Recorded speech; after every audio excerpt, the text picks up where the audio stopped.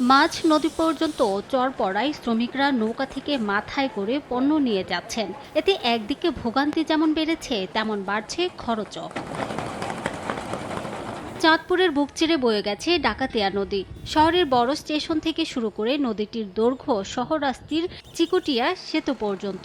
নদীটিকে কেন্দ্র করে গড়ে উঠেছে জেলার সবচেয়ে বড় বাণিজ্য কেন্দ্র পুরান ও নতুন বাজার। দীর্ঘদিন ধরে খনন না হওয়ায় ডাকাতিয়ার মাঝে চর পড়েছে।